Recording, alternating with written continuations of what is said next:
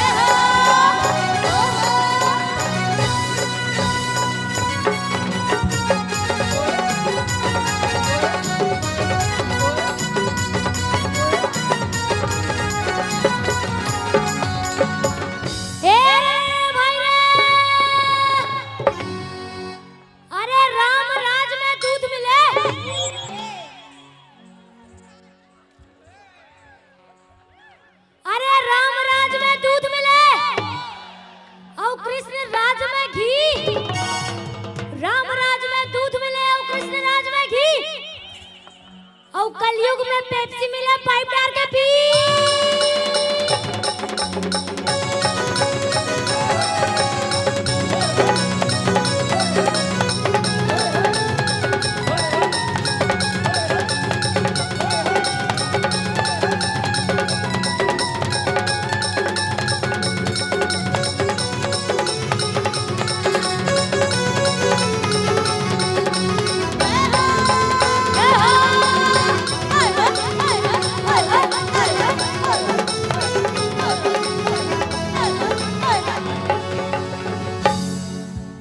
चित्रकूट के घाट भय संतन के भीड़ औ तुलसीदास चंदन घिसे तिलक लेत रघुबीर। बोल सियावर रामचंद्र की।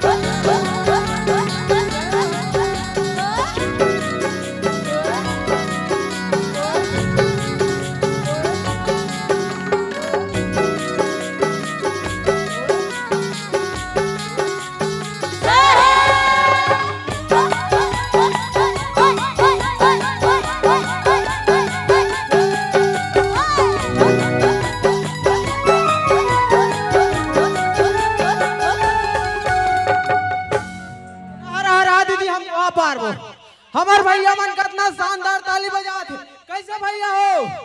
और दीदी माला देख सुने दीदी बोक बास साल लौट ले आओ मूर्ति सही ऐसे बैठे। सुना दीदी दीदी एक ठोक दोहा पार। अरे कच्चा जाम झन खावे रे पुर्रू एतिया बेटा एतिया एतिया।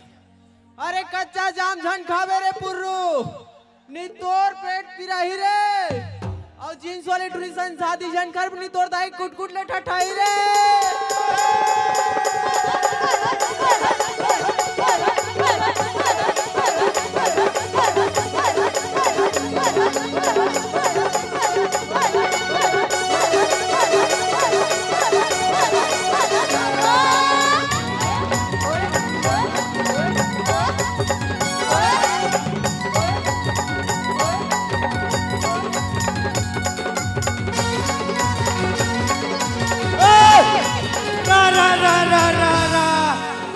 रसिकरा दीदी बीच बाजार में मोर इंसान कैसे लबरा मामा ए मोर मामा हरे अब बीच बाजार में अपने बहनी दाई बहनी वाला बात करा थे। इंसाफ चाहिए ता हमू एक ठन पारबो। 2.5 साल हो गए माँ का समूही चूहिच लकर था। अरे भाई और 3 का थेले 6 महीना बढ़ा दे तो बाप के का जाए। दीदी आप कहियो है जरैया है नहीं, जरैया के भभक जाए और मुंह हो जाए करिया रे। और स्वर्ण दिखत है राधा रानी का और गरिमा दुर्गा मैया रे।